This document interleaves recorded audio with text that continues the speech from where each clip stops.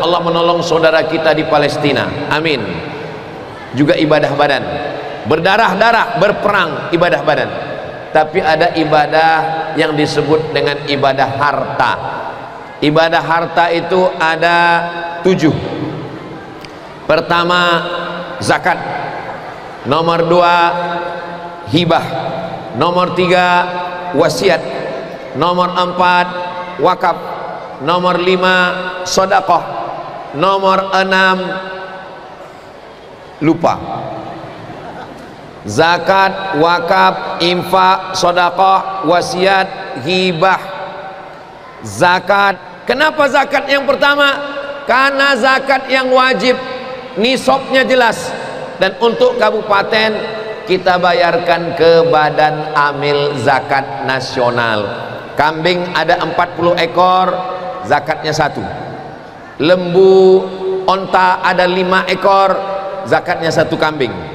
Emas ada 85 gram, zakatnya 2,5%. Ini zakat. Di atas yang paling tinggi zakat, di bawah zakat adalah infak. Contoh, kita memberikan uang, uangnya dipakai untuk listrik, ini namanya infak. Uangnya dipakai untuk pegawai karyawan, itu infak. Infak boleh habis. Sedangkan yang ketiga adalah wakaf. Wakaf nggak boleh habis. Makanya wakaf keramik, wakaf kubah, ini nggak boleh habis. Sampai hari kiamat kubah ini nggak habis. Tapi wakaf lilin nggak boleh. Kenapa lilin nggak boleh jadi wakaf? Karena lilin akan habis. Lilin dibakar, besok jadi nggak ada lagi. Makanya kalau ada orang ngasih lilin, itu akadnya bukan wakaf, tapi akadnya adalah infak. Apa bedanya dengan sedekah? Sedekah yang paling rendah. Zakat, infak, wakaf, sedekah. Kenapa sedekah paling rendah? Karena sedekah ini tidak mesti uang. Kalau ada yang ngasih semen, wakaf. Kalau ada yang ngasih uang, infak. Tapi kalau sedekah, itulah adilnya Allah. Yang kaya punya tanah, wakaf. Yang kurang kaya ngasih uang, infak. Lalu yang nggak kaya senyum. Senyum itu sudah dianggap sebagai sedekah. Makanya bunyi hadisnya, tabassumuka fi wajhi akhika sedekah. Senyummu ke wajah saudaramu sedekah. Maka yang tepat itu kotak yang hari Jumat itu bukan kotak wakaf. Kalau ada yang menulis kotak wakaf itu kurang tepat, karena kita tidak pernah berakad ke kotak. Tidak pernah kita akad ke kotak. Sedangkan wakaf mesti ada akadnya. Saya wakafkan uang ini, kotaknya tidak pernah menjawab aku terima, nggak pernah. Maka tidak tepat kalau dia disebut kotak wakaf. Dan jangan buat kotak sedekah. Jangan tulis sedekah. Karena sedekah senyum pun bisa. Khawatirnya nanti waktu lewat semua senyum aja, nggak ada yang ngasih duit. Maka yang paling tepat itu adalah kotak infak. Zakat nomor 2, infak nomor 3, wakaf nomor 4, sedekah, lalu kemudian hibah. Nah, kalau hibah ini, hibah pasangannya adalah wasiat. Kalau hibah, misalkan kita berikan hibah, ini hibah ke anak kita, langsung urus surat izinnya, langsung ganti nama. Itu ada satu ruko saya hibahkan, langsung urus surat izinnya berubah. Tapi kalau wasiat, nunggu meninggal dunia. Makanya kalau ada orang mengasih hibah, jangan senang dulu, karena orangnya belum. Kalau ada orang ngasih wasiat, jangan senang dulu, karena orangnya belum meninggal dunia. Kalau sudah meninggal baru berganti nama. Jadi semuanya ada 7. Paling tinggi zakat, nomor 2 infak, nomor 3 wakaf, nomor 4 sedekah, nomor 5 berpasangan dengan nomor 6 wasiat dan hibah, nomor 6, 7 adalah ghanimah. Ghanimah harta rampasan perang. Ketika kita berperang dengan Israel, lalu kemudian kita menang, kita mengambilnya, ini disebut dengan ghanimah, harta rampasan perang. Jadi ada 7 ibadah harta. Dalam Islam ini orang tidak hanya disuruh membaca Quran. Membaca Quran ibadah lisan. Lisan beribadah. Subhanallah, walhamdulillah, wala ilaha illallah, wallahu akbar, wala haula wala quwata illa billahil aliyil azim. Jadi ibadah ada 4. Ibadah badan sudah, ibadah harta sudah, ibadah lisan sudah. Ibadah yang keempat adalah ibadah hati. Ibadah hati itu adalah sabar, tawakal, ridha, qanaah, khusyuk. Ini ibadah hati. Dan ketika kita sholat, keempat-empat ibadah. Itulah kenapa sholat itu disebut sebagai tiangnya ibadah, karena keempat-empat ibadah itu ada pada sholat. Ketika kita sedang sholat ada ibadah badan, Allahu Akbar. Ketika kita sedang sholat ada ibadah harta, karena kita memakai kain untuk menutup aurat dari pusat hingga ke lutut bagi laki-laki. Ketika kita sedang sholat ada ibadah lisan, karena kita membaca Al-Fatihah. Tidak sah sholat kalau tidak baca Al-Fatihah.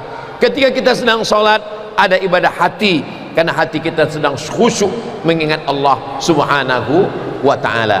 Jadi anak-anak kita sadarkan, maka insya Allah kalau wakaf ini tumbuh berkembang, tidak akan ada lagi umat Islam yang menunggu sumbangan 2.000 rupiah dari supir yang lewat di pinggir jalan. Maka tepat sekali slogannya, subur wakafnya, makmur masjidnya. Ini mikrofon ini unik, kalau kita ke depan dia suara, ke samping suaranya hilang. Jadi memang kita harus khusyuk kepada jamaah. Subur wakafnya, makmur masjidnya, insya Allah. Mudah-mudahan program dari Kabupaten Maros ini terus berkelanjutan sampai ke anak cucu kita, sampai ke hari kiamat, insya Allah. Amin ya rabbal alamin. Ini juga untuk membantah orang yang mengatakan bahwa Islam itu tidak mementingkan harta. Ini tidak benar. Siapa yang bisa mewakafkan kalau bukan orang kaya? Maka kalau ada orang mengatakan Islam ini tidak penting harta, ini masjid cantik. Jadi saya tanya Bapak Bupati, Bapak Bupati, ini masjid agung kita? Ya, ini masjid agung kita, cantik. Memang masjid-masjid yang besar, yang kubahnya tinggi, yang masjidnya besar, itu suara memang permasalahan di mana-mana, masalah suara ini. Agak menggema suaranya. Tapi nanti yang agak kurang-kurang jelas, ceramah saya ini bisa ditonton ulang di channel Ustadz Abdul Somad Official. Subscribe, like, share, and comment, insya Allah. Nah, adapun pada saat hari ini suasananya hujan, maka insya Allah Allah SWT yang membuat Bapak Ibu semua hadir pada kajian duha ini, semua yang kita lakukan ini insya Allah diridhoi Allah SWT. Amin. Kalau kita lihat dalam ajaran Islam, masuk ke masjid doanya Allahumma ftahli abwaba rahmatik, ya Allah bukakan pintu rahmat. Kenapa waktu masuk masjid minta terbuka pintu rahmat? Karena memang di masjid ini kita dapat rahmat Allah. Saat duduk antara dua sujud, Rabbil firli warhamni, rahmati saya ya Allah. Dan ketika kita sedang di masjid, turun rahmat kasih sayang Allah Subhanahu wa ta'ala.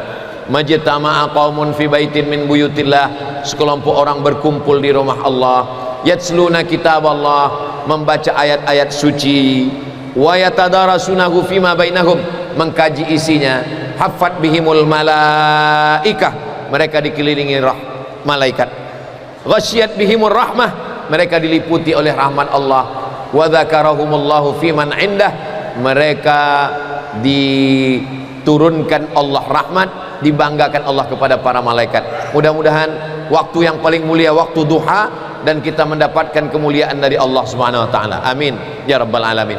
Tapi ketika kita selesai, kita keluar dari masjid, maka doanya berbeda. Doanya Allahumma inni as'aluka min fadlik, ya Allah berikanlah saya rezeki. Kenapa keluar masjid minta rezeki? Karena ketika orang keluar masjid, dia ke toko, dia menjaga tokonya, dia berdagang, dia berjualan, dia berniaga. Apalagi ini bukan sekedar pengajian, itu di luar saya lihat ada tenda-tenda saudara kita yang sedang berdagang, UMKM. Memang di mana-mana Ustadz Somad kalau ceramah itu ada UMKM-nya. Insya Allah balon banyak laku karena ibu-ibu bawa anak-anak kecil. Nah, ini jangan lupa nanti pulang dari sini beli makanannya, beli dagangannya, beli souvenirnya. Kenapa? Karena saudara kita berdagang, berniaga, mereka sudah berusaha. Maka dalam Islam juga diajarkan untuk membangkitkan ekonomi keumatan. Jadi Nabi Muhammad SAW itu membangun pasar di kota Madinah. Nabi masuk ke dalam pasar, Nabi memasukkan tangannya ke dalam tumpukan gandum, Lalu Nabi mengatakan, kenapa ini gandum ini ada yang basah di luar dan ada yang kering di dalam? Biasanya orang kalau beli gandum itu beli yang kering, kalau basah dia busuk. Lalu kemudian Nabi mengatakan, ya sahibat ta'am, wahai pedagang, ini kenapa gandumnya ini basah? Kenapa basah di luar ini kering, di dalam basah? Kata pedagang, asabahul mator, kena hujan ya Rasulullah. Kata Nabi, kalau kamu dagang yang basah biarkan dilihat orang, jangan menipu, jangan bohong. Maka kata Nabi, man ghasyana falaysa minna, siapa yang menipu bukan golongan umat Nabi Muhammad sallallahu alaihi wasallam. Jadi Nabi tidak hanya mimpin sholat, tidak hanya jadi imam, tidak hanya baca Quran, tidak hanya berzikir, tapi juga Nabi mengawasi, mengontrol pasar supaya jangan sampai ada peniaga pedagang yang curang dalam perdagangannya. Makanya ada surat-surat di dalam Al-Quran itu yang khusus untuk pedagang.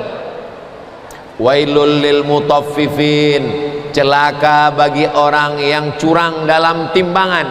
Siapa itu orang yang curang dalam timbangan? Alladzina idza talu 'alan nasi yastawfun.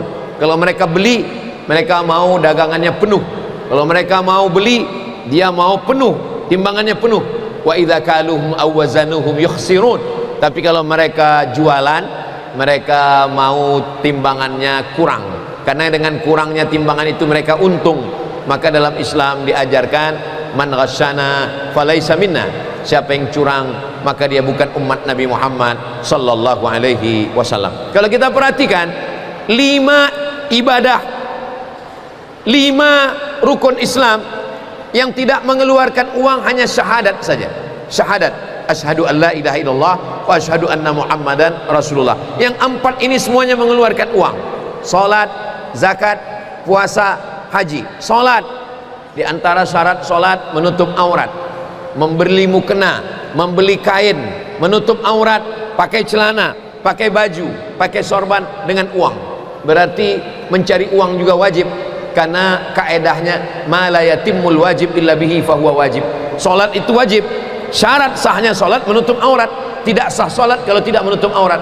Maka menutup aurat wajib, membeli kain untuk menutup aurat wajib, maka mencari uangnya juga wajib.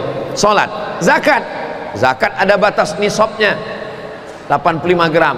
Berarti siapa orang Islam penghasilannya kurang dari 85 gram, dia tidak wajib berzakat. Zakat adalah harta. Yang ketiga adalah puasa. Puasa juga dengan uang. Kenapa? Karena Nabi mengatakan, man fattara shaiman, siapa yang memberikan buka puasa kepada orang yang berpuasa, kana lahu mithlu ajri shaim, sama seperti orang yang berpuasa. Maka kita belikan nasi, kita belikan makanan, kita belikan minuman, kita sudah melaksanakan sahur, tasaharu, bersahurlah, fa inna fis sahuri barakah, karena dalam sahur itu ada barakah. Yang keempat, yang kelima adalah haji. Haji juga adalah semuanya uang. Ongkos pesawatnya uang, sampai di kota Makkah hotelnya uang, kemudian beli kain ihramnya juga uang, saudara keluarga yang ditinggalkan itu juga mesti ada uang.